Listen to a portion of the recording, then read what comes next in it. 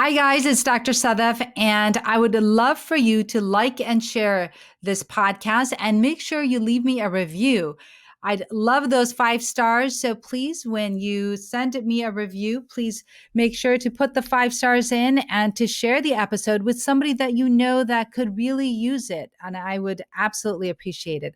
Also, if you're looking to schedule an appointment with me, make sure you go to my email and put your name on the email list. You will be the first to know when I open up my office in spring of 2024. It's drsadaf.com. And last but definitely not the least, September 16th to the 23rd, 2024, I will be hosting a retreat with Dr. Basma Faris in Morocco. You will be getting yoga and coaching, and we'll be doing excursions and cooking and spa and hammam and all of that great stuff along with meditation. So make sure you don't miss out. Spots are limited. So go to the link in my bio in both Instagram and TikTok to make sure you register. Enjoy the show. I'm an American board certified OBGYN, a mom, a Muslim, and I'm talking about sex. This is the Muslim Sex Podcast. Welcome to the Muslim Sex Podcast, and I'm your host, Dr. Sadaf Lodhi, and this episode is everything you need to know about the documentary that was recently released last year called Periodical. I'm so excited to have on with me the director of that documentary. But before we get started, I want to make one thing very clear, and that is I am not giving any type of medical advice. And if you're having any questions about your health, please go visit your healthcare provider. And if you have any questions about your religion, please feel free to speak with your friendly neighborhood religious scholar. This is the Muslim Sex Podcast because I just happen to be a Muslim woman that talks about sex. And so today I am so privileged to have on with me Miss Lina Lyte Plioplyte. Close enough? You're like, okay, whatever. So please introduce yourself to the listeners and the viewers out there. Hi, I'm Lina Lyte Plioplyte. I am a filmmaker and happen to be a director of this documentary called Periodical that is airing right now on Peacock and MSNBC. And it's all about menstrual cycle from the very first period to way beyond the last. Yes, and that's why I loved it. Because as a gynecologist, that's all we talk about. And of course, this is one of the most common reasons that a woman comes in to visit her gynecologist, right? It's, she's having either too frequent periods or too little periods or no periods at all, or she's pregnant, she's not pregnant, she's perimenopausal, she's menopausal, right? There's so many things that happen in a woman's life regarding her period. So I'm just so excited to have you on and to know what was the inspiration for you to make this movie? I don't have horror period story myself, which is shocking to some people because surely one has to make a documentary if they're suffering with something. I came to the idea of making a movie about menstruation, of all of the things, from sheer curiosity. In my 20s, my period was just my period, something I didn't pay too much attention to. And one day I was just sitting and thinking about how fascinating. We do all of these things on our periods, like we run marathons, we work, we, run for a president. Make we do things on our periods. Make documentaries, right? Go shopping, whatever. And some of us don't have the very easy time on menstruation. Some of us do. But the funny part was we're not supposed to talk about it. And I was always like, what's the big deal? And I find the menstrual not supposed to talk about it is even bigger than not supposed to, out loud talk about going to the bathroom and doing, pee or poo in the bathroom, right? That's one kind of not talk about, but menstruation in general is just, we definitely somehow are naughty if we talk about it in public, which I'm like, what's in there? Why is it such a big secret? And then I looked into what's going on in the world. And it's like, world, every single major religion in this world deems period dirty, which I'm like, what's so dirty about that? So kind of just fell into a rabbit hole of asking questions about what's up with periods. Like, what are we hiding? And so the longer I looked, the more clear it became to me that it needs to be a story to be told.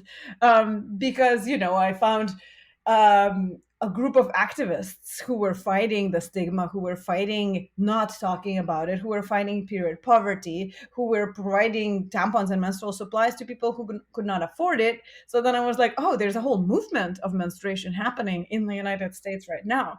That's fascinating. So it just kind of kept on going organically. And it really changed my perspective of menstruation Yeah. along the way as Yeah. No, well. that's amazing. And I was just before we got on, I was telling you that I had stayed up last night just to make sure that, I saw your documentary and I thought it was fantastic. I mean, I love the little uterus you have sitting on the couch, like as if that uterus is like a therapist, talking to you. So it's very cute. I love that. And I just love the whole documentary. I think it's fantastic. I think it's something that everyone should watch. And I think it's something that helps to alleviate the taboo a little bit. There is definitely taboo around women's bodies, right? Definitely a lot of taboo surrounding sexuality, a lot of taboo around menstruation.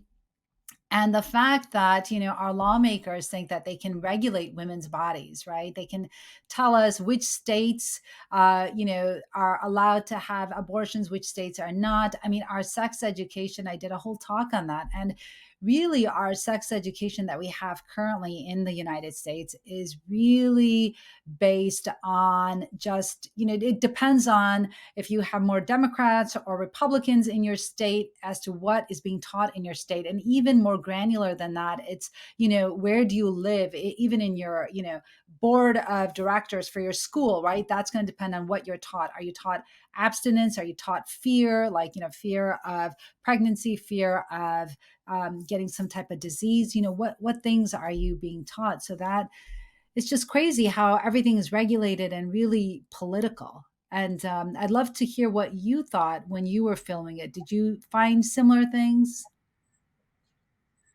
Yes, absolutely.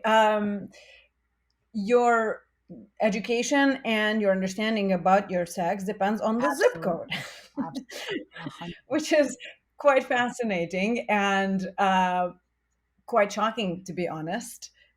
And we found that audiences who watch our film come to us and say that these 93 minutes were the most sex education they've gotten their whole Unbelievable. life, even though film is just about menstrual cycle, like not even focused on sex, but somehow the two are related, maybe because of the proximity of the holes in which one thing another thing happens.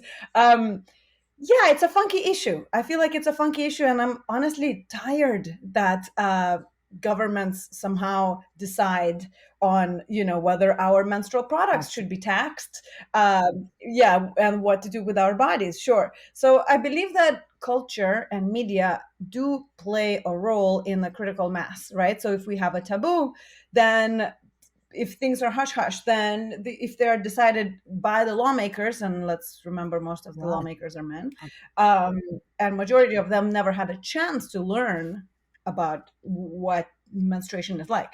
And that's not their ignorance or their fault. Simply, again, in the going back to education, the boys are kicked out of the room when we speak about the girls' situation, right? So unfortunately, majority of men, unless they're extremely curious and they don't mind asking uncomfortable questions, because since it's a taboo, it is an uncomfortable question, is what it's like to menstruate, what it's like to PMS, how does that feel like? um, they have no idea because their hormones work differently. So I find that bridging that gap allowing other people understand what is this menstrual situation. Not even every woman has the same menstrual experience, right? Some of us go bananas on PMS, and some of us are don't even notice it. So I think that first we need to break down the stigma. First, we need to talk and normalize menstruation and perimenopause and bloating and in general being cyclical being, being a shifting being, because this world right now, the patriarchal order of the world, is built for man's cycle. It's not really built for woman's cycle. So the more we make it cool, not even normal, cool, to have this wave of estrogen and progesterone that we float on, right, for 35 or 40 years of our lives, those who are born with uterus, um, the more acceptance there will be in the society. And since there is acceptance, then there is a conversation. If there's a conversation, then we can adjust our laws to be a little bit more comprehensive, simply, Yeah. you know? I agree with that, and I would also say that, the lawmakers, though, they're adult men, right? So we really can't, I mean, I think that they really, if they feel that they need to, which is really not good to begin with, feel that they can regulate women's bodies, then they should at least learn the basics, right? Because at this point they're adults, and they should at least learn that an ectopic pregnancy is not a real viable pregnancy, and that it can actually kill the mother. And in some states, if a woman has an ectopic pregnancy and she seeks to have that removed, that doctor can get jailed, right? So, I mean, there's so many things, and, we won't get into all of that. But, I agree with you. I think that absolutely, when children are getting taught sex education, oftentimes the men are kicked out in the two separate rooms and things as such. But these lawmakers, as they get older, it behooves them to actually learn about the menstrual cycle. And what I found fascinating, and honestly I didn't even know, what you helped me to realize in that movie, is that there was a tampon tax. I didn't realize that. I didn't realize that so many states had that, and that there was this whole movement to get that tampon tax removed. Yes, and New York, where you are, has been one of the early states to remove tampon Oh, tax. Yes. fantastic. Uh, Good. California has removed it recently as well, but we still have, as 2024, we still have 22 Yeah. states that taxes your menstrual supplies, tampons, cups, you name it, with a specific sales tax on top of it, because those states deem that menstrual products are not Wow. essential items. So there's some kind of differentiation between essential items and all of the other items we buy, and say Mhm. toilet paper deemed absolutely essential for a dignified human experience, thus non-taxed. But pads and tampons, deemed nice Yeah, to have, luxury, right? kind of, kind of like a deodorant, right? Like if you don't have deodorant, it's it is what it is. So I think that speaks to that ignorance and kind of a blind spot in the lawmaker's eye, because turns out, according to one of the lawyers in our film, Laura Strazen is, she's spoken with a lot of these lawmakers, and truly because of the lack of understanding of how menstruation even happens, some of the lawmakers thought that, menstruators can hold in their menstruation, kind of like we hold in pee, right? And then to the bathroom and release it all. So, the pad is just kind of nice to have, I guess, just not to, protection. Unreal. So obviously, as we know, we cannot hold it in. It's involuntary dripping or sometimes Right, gushing. right. I mean, unreal, right? I don't know. I don't even know what to say about that. I mean, it's almost like just ignorance, to understand women, you have to at least know basics, right? And if you're going to try to regulate their bodies, you're going to start taxing, tampons and things that are absolutely essential, pads. And as you go into the movie, I mean, so many women don't even have access to tampons or pads, right? And women that are in shelters, they call that period poverty. And actually, I will say that I believe Ann Arbor was the first city in the United States to have free tampons and pads available in their bathrooms. for women, because they realize that that is a problem, right? That women cannot afford, because they are expensive. You go to the pharmacy and you go buy some tampons and pads, and that's like a easy, like what, $20 or something. I mean, so it's expensive for people. Well, it's 6.99 or 7.99 for organic Yeah. ones, but it definitely adds up. And so when we say that some people don't have access to the menstrual care, that means that, well, it's above their ability to buy, right? It's they do have access, as in it's in every CVS, but it's expensive. So imagine if you're a single mom with four daughters, for example, right, of menstrual age, think about how much does that cost every month. If we add $7 times five, right? So you have to spend pretty penny each month. And that's where the situation uh, is grave to some people, and that's why we're looking at this tampon tax situation and being like, can this be relieved? And also, tampon tax is just a beginning conversation, because then we hop into, wait, can tampons be just available like toilet paper is? Somehow we're not questioning that toilet paper is free in public bathrooms. Mhm. So quite quite few states are now thinking and starting to provide free period supplies in Mhm. schools, free period supplies in public buildings, so it's libraries and other public buildings. And this conversation, you see, starts becoming like a snowball rolling down the mountain, because then we start thinking about, what about menopause conversations? How does that look like in the workplace? Because menopause is one of those things that, we all, those with uterus, going to go through, we want it or not. And also, like, women in power positions are typically going through perimenopause or menopause, because once you reach specific executive level in your workplace, you're probably 45, 50, and that's exactly the moment of perimenopause, the word that the world did not know about 5 years ago. And that is that turbulent state before the menopause, because menopause is a year since your last period. And if 12 consecutive months pass since your last period, that means you will not have your period ever again. So, like, menopause sounds awesome and easy and like a new state of your life, but perimenopause moment, right? It's in the film, we call it puberty in reverse. That's when the hormones go awry, or can go awry, right? That's when we have or insomnia, or night sweats, or hot flashes, or rage, funky stuff, that when we're teenagers and we're going through these hormonal waves, somehow that's very accepted, right? If you're a teenager, you're okay to be turbulent. But when the same happens on the other side, we again not supposed to talk about it, because it's not only weird to be talking about women's bodies and menopause, but it's also aging body. And don't we just hate talking about anything relating to the age? So you have two taboos in one. Menopause is sexist and ageist, if you Absolutely, will. absolutely. I mean, right, a woman's worth is really only when she's in those reproductive years, right? When she's young and fertile. And once she hits that menopause where she's no longer ovulating and she's not menstruating, then, it's almost as if all of her worth is gone, which is unfortunate.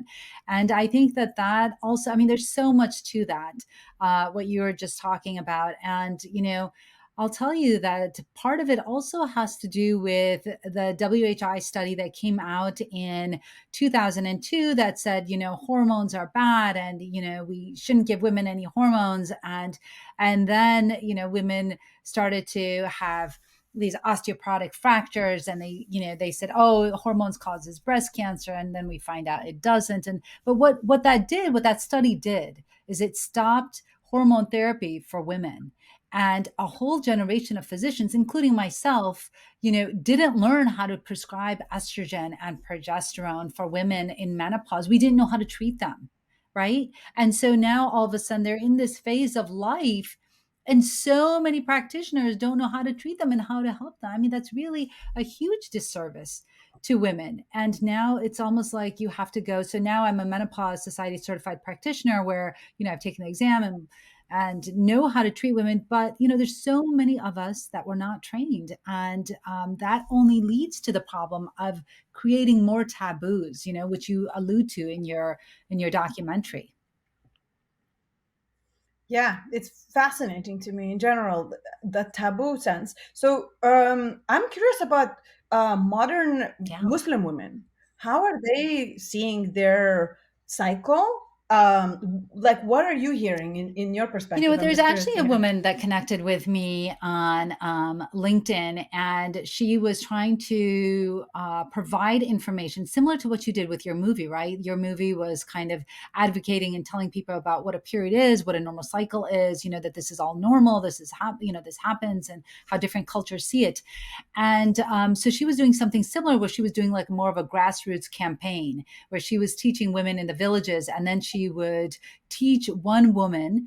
That one woman would go and then lead other circles and teach women about their cycles and their periods. And honestly, it's what happens, right? Especially in the villages where if you're menstruating and you don't have those products, right? What they're still using, and I don't know, obviously the more well-to-do women are using, the pads and the tampons and things like that. But the women that are not that well-to-do, the women that live in the villages that may not have access to information, right? They're still using those rags, right? They're tying up cloth and using that, and they're not doing as much as they could be. And in Islam, women are not considered dirty when they're on their period. They're just, we don't pray, we don't do our five prayers that we normally do during the day, and we're not fasting during the month of Ramadan when we are on our period. And that's actually seen as a break that you get, right? It's not kind of seen as punitive, but more of like you get a break because the period can be uncomfortable, it can be painful, and so you get a break from doing your religious duties. And but once you're done with your period, then you make up those fasts. But yes, I mean that's typically how we see it in Islam. And but I just feel that a lot of women in developing countries and even here in the U.S., right, experience a lot of that period poverty, and just even that knowledge about their own bodies, right? Sometimes women, girls, when they're younger, they feel like they're dying. They don't know what's going on, especially if they're, you have the sense of that it's taboo, it's wrong, you don't talk about it. And then the girls grow up with a sense that, they don't know what this is. And then when they find out, then they're really nervous to let anyone know when they may be having those cycles. I know it's fascinating to me. I hope that we are the last generation who may have not known what's happening to us when we see blood between our legs, which is horrifying if you don't know what's happening to you. Truly, Yes. deadly Yes. looking. I hope that with TikTok and Instagram and like accessibility of information, there are way more channels now to learn about your body, even if your parents don't tell you, even if your teachers don't tell you. So in some ways we're lucky because internet democratizes the information, and of course at the same time there's so much of misinformation that let's just hope that one finds the right information, the healthy information and the affirmative information. Because to me, menstruation, whether it's painful or not, and there's a lot of disorders we're touching upon, endometriosis and PCOS and PM. No, we don't touch on PMDD. That's one of the things we didn't have a chance to touch upon in the film. PMDD, which is premenstrual dysphoric syndrome, but that also happens to some of us, right? um Period sometimes is not a pleasant experience, and sometimes it's just kind of a nuisance experience. What we've added in the film's perspective, that period could be a curious experience that tells you about your body, that it's a fifth vital sign, just like your temperature and your blood pressure.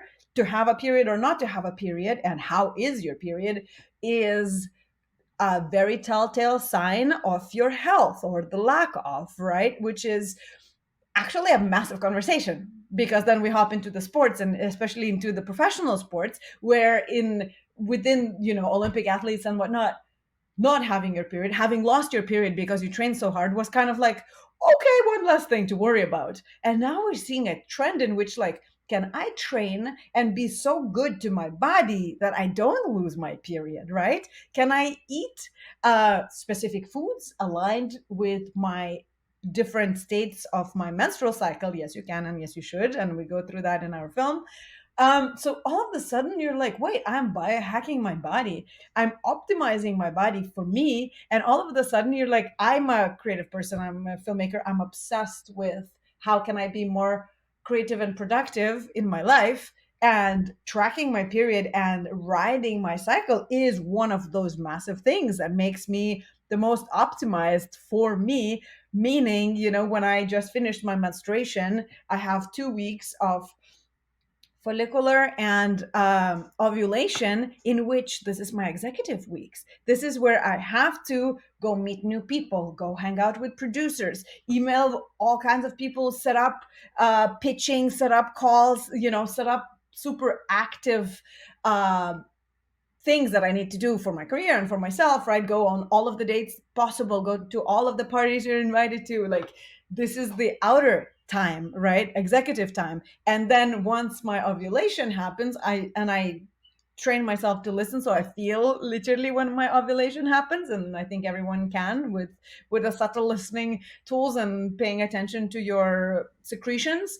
And then after the ovulation, I enter into my inner world creative bubble, if you will. And that is the most precious time. That I used to be like, oh, I'm kind of lethargic and not so energetic. And there comes PMS and I'm craving brownies, whatever, Now I'm like, ooh, my time. I feel like that my thoughts are different. My creativity and productivity is different. I don't want to hang out with people. I'm very happy by myself, but I write, I create. I feel such a hunger to create with my hands just before my menstruation. Go figure. I pick up knitting needles. I typically knit something on my period, which is, I'm like, why is that so? I don't understand, but I just go with the flow. And then fascinatingly, and we see that in the film, that Lakota women, they are in a very special connection with their moon, because their faith says that a woman on her moon has a direct contact with the Mm. creator, with the God, right? So for them, being on their moon is the most sacred time. And they also don't cook and don't do the specific practices. For example, they don't sundance on their moon, but they work with their hands, because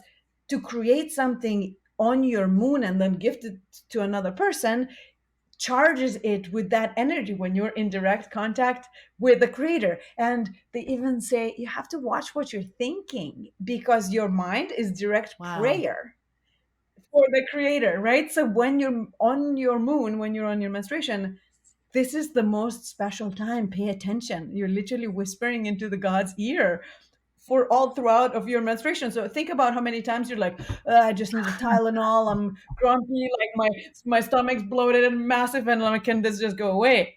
Flip that conversation into, okay, let's meditate on the Yeah. world's I peace, love that. right?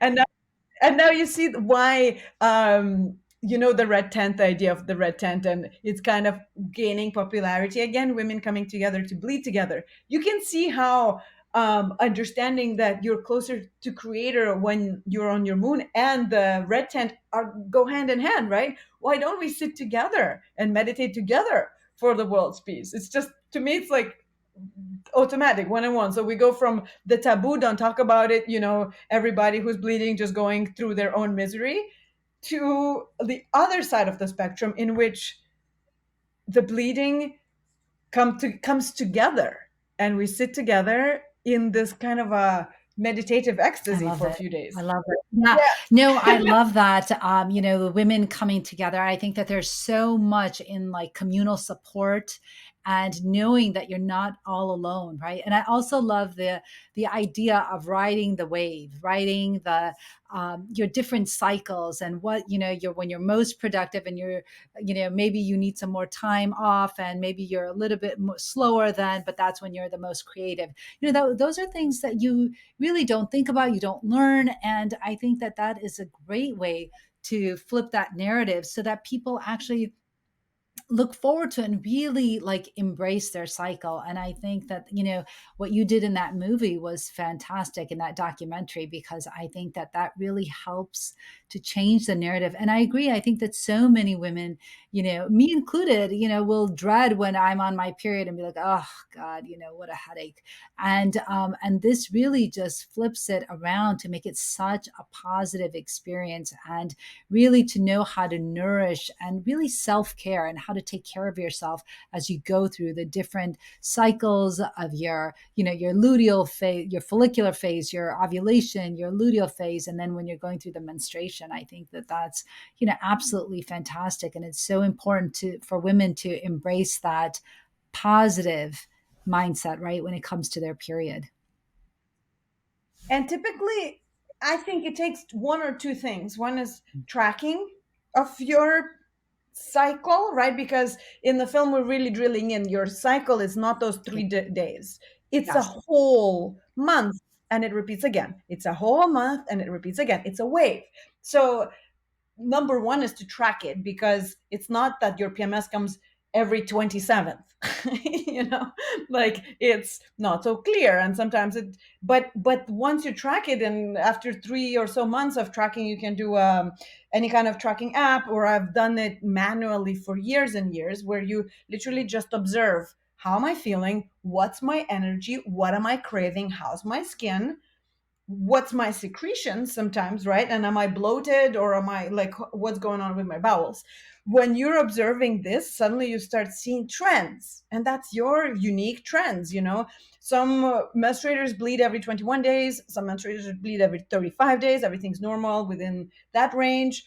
And knowing that is the first step into, okay, where I am now, because again, this is such an individual yet universal thing, and one needs to develop subtle listening of one's own body, which I love. I really love that fact that it's like, okay, what is your cycle? Because typically it's about 19th or 20th or 21st day where PMS happens. And again, it's not for everybody, but 80% of menstruators report that they feel or emotional or physical PMS symptoms, right? So whether it's my boobs that are sore, or I just freaking crave something terrible, I don't know, like mac and cheese or something, or maybe I hate Yeah, everybody. right. That can happen. Right, which is for me, discovering my own PMS and seeing that there's a logic to the chaos changed everything. And it goes from thinking that you just lose your marbles sometimes but not the other times, and gosh, I just want to quit my job and quit my boyfriend and quit everything, and I don't know why, versus, hello PMS, hello inner bitch. What do you have to tell me? What do you hate? And not acting on it, but listening to it is, I think, the magic reversal of how we experience PMS, right? Because PMS is just grumpy and no filter. Sometimes, for me, some people just feel the absolutely sadness of the world, and deep crying, right? And some people just like, give me something to shove my face, or once we know this, there's a logic to my personal cycle, right? So then I can ride it, so I don't need to Yeah. quit my job, I don't need to divorce, I can be like, PMS is 2 day event, 2 day hormonal event. So I'm not making any important decisions, because I understand I'm a little bit edgy, right, for the next 2 days. But instead, I'm listening to, where is she edgy on? Because, like, if, we're good with my boyfriend for 3 weeks of a time, but in that 1 week, the way he leaves socks in the corner of the room absolutely kills me. Maybe when next time I'm ovulating and I'm glowing and I'm super sociable and my communication skills are optimal level, I bring this up to him and say, hey, honey, maybe you take those socks away because my Yeah. inner bitch. To me, that's like a conversation with ourselves that we can have. And you know how right now everything's biohacking and anti-aging and optimizing, and cold baths this and fasting that. I'm like, half of the world's population has a built-in cycle that we can or live against or live with. And to me, living on your cycle is a Yeah. huge biohack, huge one. Because if you know that you are on your ovulation, literally you have the best memory and the most social skills in the whole month. So that week to go talk to your boss about a raise is a wicked smart idea, and you're working with your body Yeah. for that. I love that so Wow. much. Like that's what I wish we would learn in Yeah. every school. The difference of the wave, and that there Yeah. is a wavelength, and that it's not only okay to be different each day a little bit, but also just get to know, ride your Yeah. wave, I surf love it. it. I love it. I love the idea. I never even thought of that before I saw your movie and the documentary. And I think that's such a great idea. Yeah, that is like the ultimate biohacking, right? You don't need an app, you don't need anything. You just need to know your body and need to know when you are menstruating and when and then as soon as you start menstruating, then you know that that's when your cycle begins, right? That's the first day of your last menstrual period, and then you can start to map it out. And after a few cycles, right, you have some idea as to what's going on with your body. I also love the idea that you mentioned that menstrual cycle is a vital sign. And I saw that also being stated in the movie. And it's so true. I mean, why do all these women come to us, right? Because they're concerned about their period being either too frequent or not coming at all, or, am I pregnant? Am I not pregnant? What happened? Blah, blah. And it really is a vital sign. It really does tell you what's going on with your body. When am I ovulating? When am I not ovulating? Is there something wrong? Am I able to get pregnant? Do I need to see an infertility specialist? Right? All of those concerns that a patient may have. If you have PCOS, you have insulin resistance. Does that mean I'm going to get diabetes later in life? Can I, change that now so that I don't get diabetes? I mean, all of these things that our body is telling us, if only we stop to listen, right? And this is such an easy listening. And another massive little thing that allowed me to get to know my body better is a cup, a menstrual Mm. cup. Because with the tampon and with the pad, it's a little different experience. We're just kind of changing it and discarding it, and sometimes not paying attention. We're just like, wrap it in the toilet paper and hide it away. um, um, with menstrual cup, you get to examine how much exactly you're bleeding, and what are you bleeding out. What are those clumpy things? What's the color? Wow, it's very liquidy one day and kind of much more tacky another day. Fascinating. Look, like one day it's 3 cups worth and one day it's barely there. Like, this is, to me, such a wonderful well of information about your own body that then you can share with your physician, right? I know that physicians are not excited to receive anyone's menstrual Photos? No, pictures. please don't send us your bleeding photos, your pads, tampons. Yes. But as a gynecologist, tell me, like, what do you want from your patients, like, in the knowledge of I their would cycle? love for patients to know their cycle. So many patients come in and they have no idea when you ask them, when was your last menstrual period? And they're like, well, I don't know. And I said, okay, well, it's helpful to just write it down, because especially for patients that have irregular menses, right? That may have PCOS or just maybe have irregular menses where they're skipping months. It's so important for you to just write it down and track it. Tell me, how long is it? Are you having really painful periods? How old were you when you first started your period? How old was your mom when she stopped having periods? Have you taken any medications that may affect your period? What are you doing? A lot of really aggressive sports, right? That may cause your periods to stop. Are you under a lot of stress that may be causing your periods to change? Are you noticing that you're feeling, what symptoms are you feeling? Because sometimes your thyroid can be off, sometimes your prolactin can be off, so different hormones can cause your periods to be different. So I think what I wish patients would know and would do to help us out is really just track your cycle, so that when they're starting, when they finish, what is typical for you, what is not typical for you, so that we can try to join in a shared conversation and figure out together, what exactly is happening and how best we can help you. Yeah, and I love that. I love if that would become a just a practice for every single bleeding body. And, like, how do we get there? It's so simple. Yeah. It's a school, Yeah. right? It's we start with schools, which is why in the film we have this wonderful woman, Chelsea Von Chaz, going to underrepresented schools here Yeah. in Los Angeles and teaching girls of menstrual age about their body that is beyond what they get taught Yeah. in sex ed.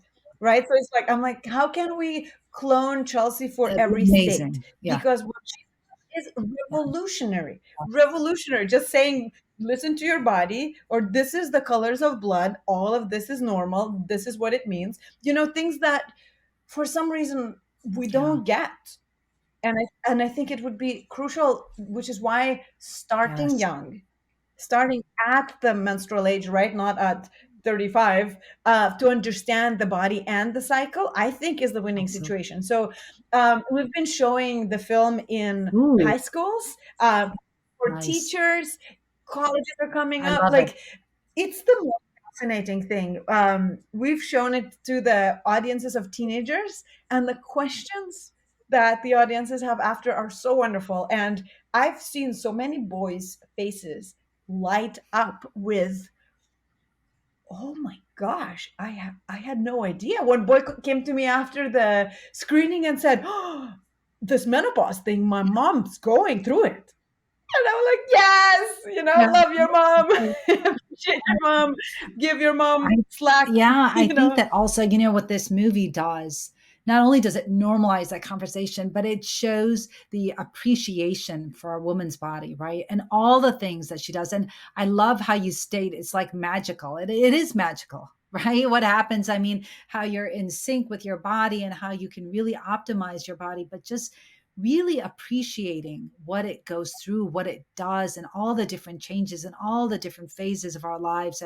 And really that our worth is so much more than just being reproductive beings, right? There's just so much more to it. And just really appreciating and sitting in that curiosity and in that fascination of the human body, I think is really, what it does for me, and what I hope it does for a lot of other people too, because I think that documentary is so well made. So thank you for doing that. Yeah, thank you for kind words. I really feel a lot of joy having made this, because it was a long process to, find people who understand that we do need to make a menstrual documentary. First few years in finding funding was a little slow, I won't lie, but we've aligned with a movement. I can feel the movement in our social layers here in the United States, in which we must remove the stigma. We're done with the stigma, So I feel like creating this film aligned with the broader movement, and we are part of the movement to really shine the light. And once you shine the light, as one of the film subjects say, stigma grows in the Yes. dark. So once you shine the light, it literally takes years or one generation, or I don't know, months. You can remove stigma. I really do believe that stigma can go away. And I do believe that, just like this, in these conversations, in nonchalant conversations about one's period, or carrying a tampon and not hiding it in your Yep. sleeve, these are little big things that, if we're doing in the critical mass, we can really shift the fact that it was a taboo once, and maybe it is not anymore. I feel like in my circles it's not much of a taboo anymore, but surely I live in a very much of a bubble, and I've been talking about menstruation for the Yeah. last 6 years. So I am that person who's like, oh, hi honey, I'm on my period, in a coffee shop, and enjoying the ripple that might create, and that might inspire others to be like, oof, or I'm on my PMS. Can I have the fattiest brownie, That's please? so true. That's true. Yeah, that's so true, right? Like when you're working on something, then everyone in the house just hears that all the time. Like I actually have three boys. I have three children. They're all boys. Wow. I always thought I would have girls, but no, all boys. And so it's funny though, because I've been talking a lot about menopause after becoming a menopause certified practitioner. That one day, actually last week, my son came, my eldest son came home and he's like, Mama, what is going on with menopause? I just hear it everywhere. Is everything okay? Like, what is menopause? And I thought it was so funny because that's all he hears. And he's like, all I see is menopause and menopause, and everybody's talking about menopause. And I think that's true, right? So Right.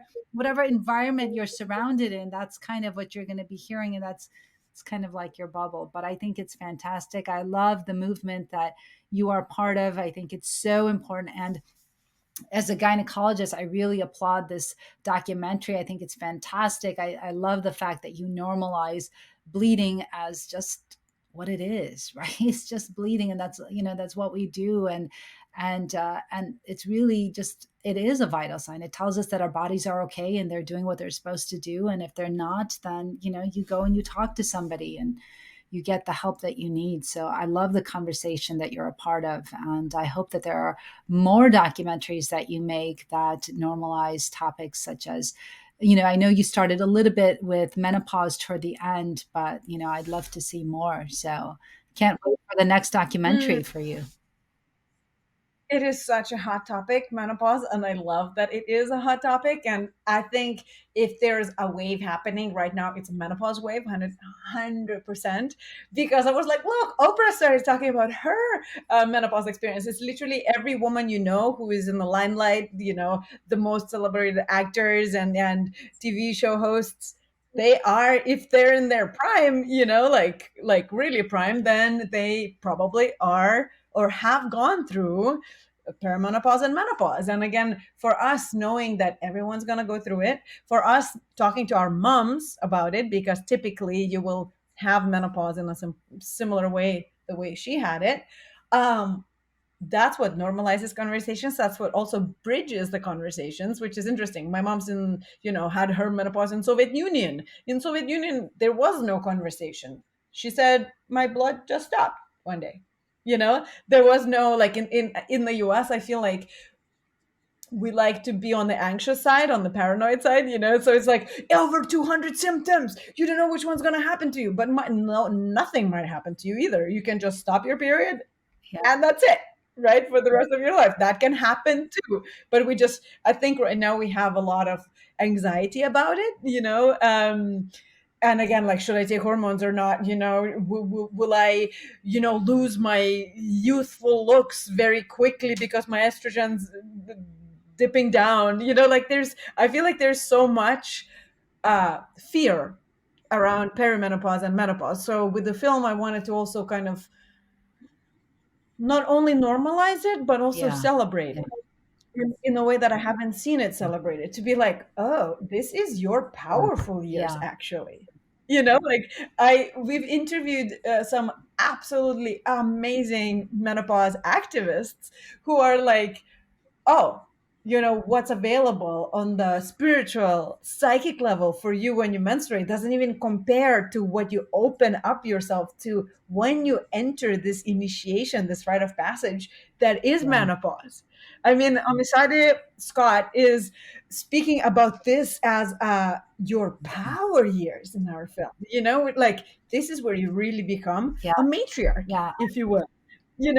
And there's very interesting numbers about more divorces, more entering into higher education, shifting careers at the age ish Yeah. of menopause, which means what? Which means that your hormones, your nurturing and sweet and family building hormones, estrogen and progesterone dance, right? They retract, and you're kind of in more base level, just like you were before your teenage years. And suddenly some women are like, wait, why am I folding your socks, my dear husband? It's time for me now. It's time to see what I want to do. It's time to see what I want to explore in this life, right? So, which is why we're seeing this wonderful uptick or uproar in shifts in life. But I think they are celebration worthy. I think they are. That's when perhaps we really gain a whole another layer of wisdom. So if we're seeing menopause as upgrade, imagine seeing menopause as upgrade. That to me sounds so nuts. But one of the experts in our film, Lou Anne Brizantine, has a whole book called Upgrade, about menopause. So I feel like there's so many conversations right now, fresh books about menopause, that if we rephrase it in our mind, and if we have just enough tools to understand, okay, perimenopause can be this, these are the antidotes, this is what I should do, or this is what makes that journey a little bit easier. And once I'm out, I'm in the new power Yeah. position. Like, I want that for all Yes, of yes, us. that's the reframing of menopause. It's so funny. I remember telling my mom that my periods were becoming irregular, and I wasn't sure. Maybe I'm definitely going through perimenopause, but who knows when menopause is going to happen?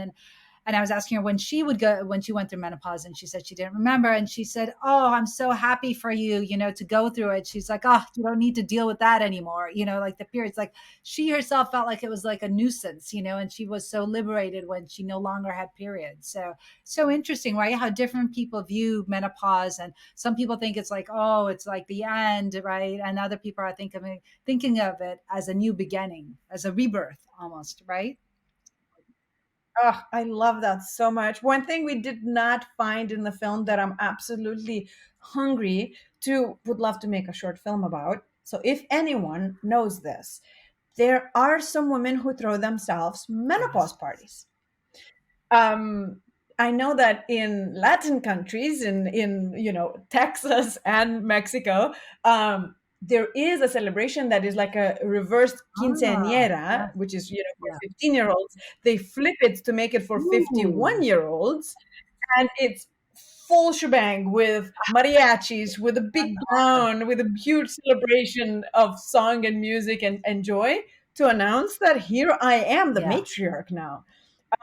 I would love to film anything like that. yeah. So if anyone listening is prepping themselves for menopause party, or didn't think about it and now is thinking about it, please find me on Instagram, Lina_Lyte. I would love to talk to you. Literally, like, menopause celebrations Well, all the way. there's lots of ideas coming your way. I'm gonna DM you myself about an idea, so I'll tell you all about it.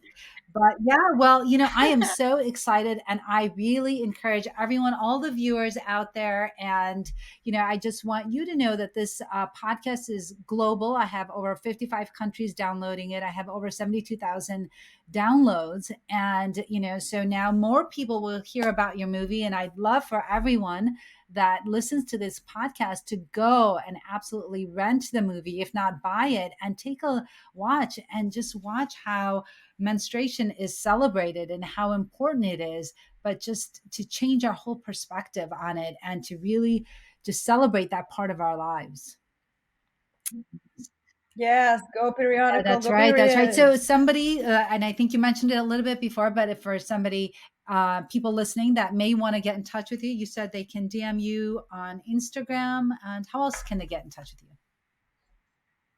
Yeah, I think Instagram's the easiest. Yeah, I think Instagram's amazing, or my email, which I don't know if you Yeah, do show the notes, show but notes. we So can yeah, put it there you as can well. tell us Yeah, in the yeah, show notes, right. and definitely, like you said, probably, and whatever's easiest for you. But that's how I got in touch with you, right? I messaged you on Instagram, and I was like, gosh, I wonder if she'll come on. And I'm so grateful that you came on, because this was such a fantastic talk and such an important one. And I just love your documentary, and I'm going to share it with the PTA out here and tell them that they should show this to everyone, because during their health class, Yeah, because it's really really yeah. important.